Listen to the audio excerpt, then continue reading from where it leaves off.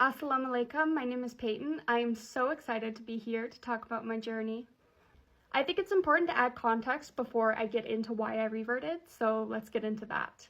Before I reverted, I couldn't exactly put myself into a specific sect of Christianity or Catholicism because I attended a Christian church and a Catholic school and I was never baptized.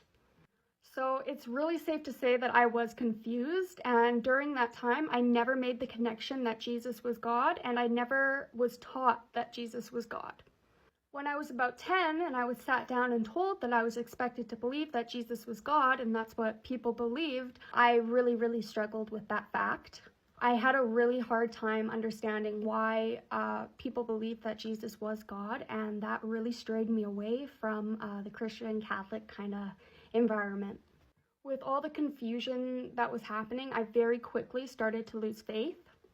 And then after a series of extremely unfortunate events, I did end up just completely stopping my practice around 14 years old. After I stopped practicing, I quickly started down the wrong path and just did whatever I felt like doing. I won't go into details, but it was very safe to assume that my heart was filled with just pure hate. I wasn't a good person morally by any means. When I was 19, my brother ended up passing away from a fentanyl overdose. As somebody who struggles very potently with mental illness, his death almost killed me as well. At that point in my life, I hit a low that I never thought would be possible. But also with that grief, I became extremely terrified for my brother. Although I wasn't practicing anymore, I still believed in God, and for the first time in years, I absolutely feared his wrath. The thought of my brother being punished in the hereafter is actually what ended up causing me to look for God again. The way that I saw it was, if I found God, maybe I could possibly save my brother. I obviously started by looking back into Christianity and Catholicism, and then I went and looked into Judaism. The reason that I waited so long to look into Islam is because I didn't know that Islam was Abrahamic, and I believed in God, I believed in the prophets. It was actually on TikTok that I found out that Muslims believed in the same God that I did. I started researching, and after realizing that my views aligned very well with Islam in terms of the Prophet and beliefs, it was very easy for me to start my conversion. And I did decide to wait until I was 100% sure that Islam was the truth before I converted. I did convert last Ramadan, alhamdulillah, in 2023. Of course, with converting, everything about my life changed. As I had mentioned before, I struggle very potently with mental illness, and I am diagnosed with 4 different mental illnesses as of today.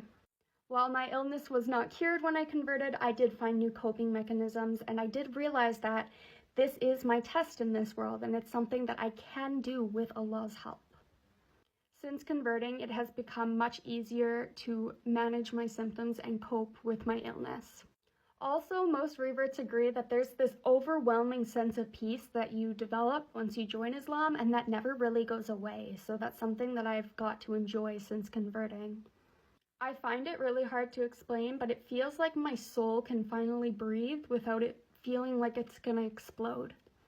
Islam has changed my life completely 100%.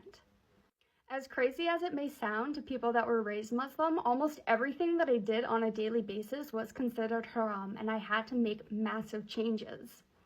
Almost every single aspect of my life had to be tweaked in one way or another. It was incredibly challenging, and I would be a liar if I said that there aren't things that I miss and that I wish I could have in this dunya.